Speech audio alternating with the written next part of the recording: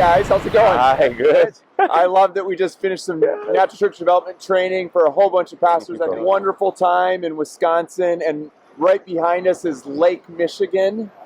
I feel like even though I live in California, these are my home stomping ground, and growing up right along Lake Michigan and seeing God's beauty and creation. So let's talk about a couple NCD concepts and ideas today. So let's talk about this idea of models versus principles. I think one of the things that I love that's captured my heart with NCD, Natural Church Development, is that we are not based off of a model, but we're based off of a principles that God set up, how He set up the world, how He set up the universe, how He set up the church. Yeah. So let's talk about that. What do you guys think about that concept? This is so different than the church growth movement that I was so influenced by in the 70s and 80s.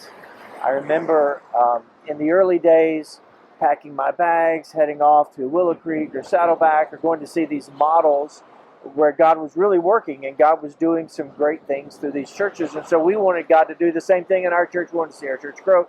And so we would go to a model and then try to come home and recreate that. I didn't really want to be Willow Creek in Georgia, but I really liked what I saw at Willow Creek, so I wanted to recreate that. And so the problem is Georgia's not Chicago.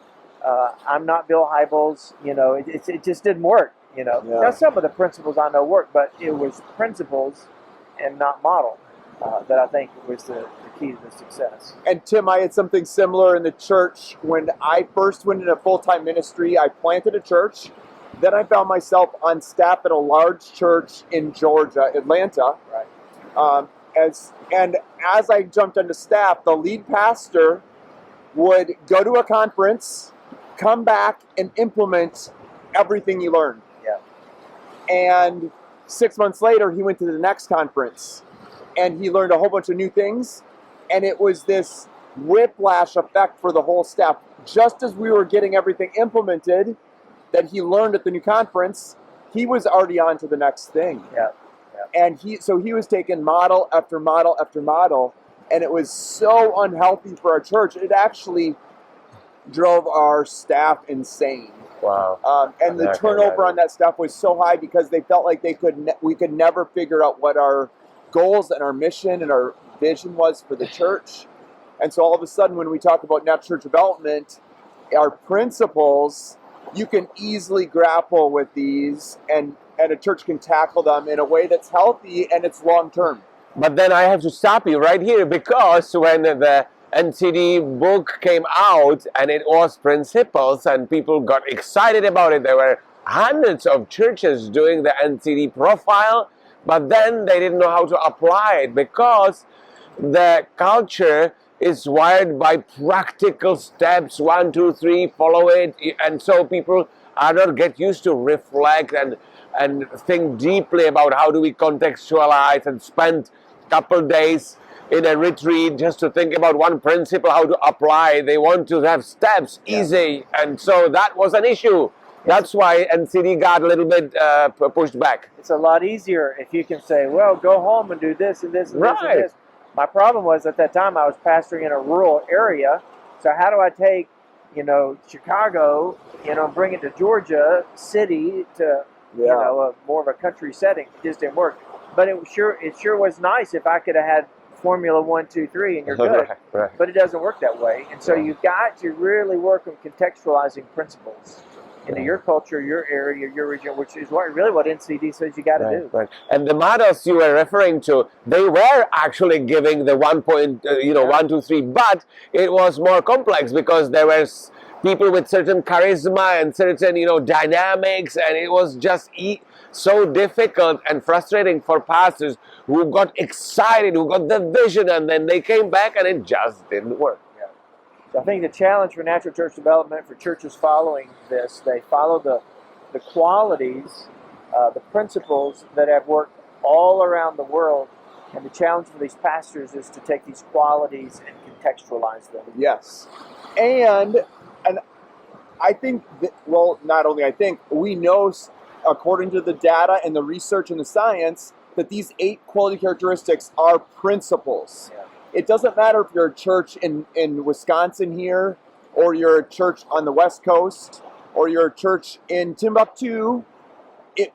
These work in the church. And even though it takes contextualization to figure it all out, man, these principles are so powerful because that's how God originally intended the church to function and be. And I think that's the key. They're principles not because they work all around the world, but because God established them in His Word. And so we apply these truths to our churches wherever they are.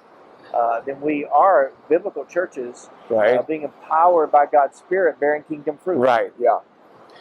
At the same time, research in the background is also helpful because the principles were nuanced through research of what makes difference between healthy growing churches from non-healthy growing churches. And so it is something that has been discovered in different contexts, and then it was brought together. And so, you know, what it reminds me, something I've learned outside of the theological and church context. When I was attending social work, our teacher would tell us that whatever you do in your field, make sure you have solid theory behind it, because then you know what you are doing, you know how to evaluate it, and you can easily reproduce it and pass not only the best practices along, but it's based on principles, and that's, I think, makes it powerful. I think it's important that we say we celebrate what God has done through these great churches all around the world. Right. We celebrate it, and I think it's awesome. I think we can learn from them, but our challenge for pastors around the world, take these principles, contextualize them, Right.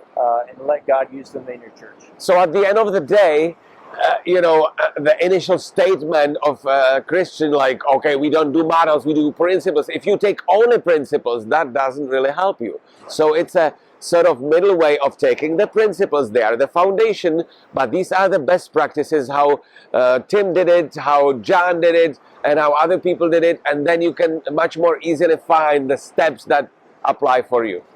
Love it. Yeah? What a great discussion, Thank you. guys. Thank you.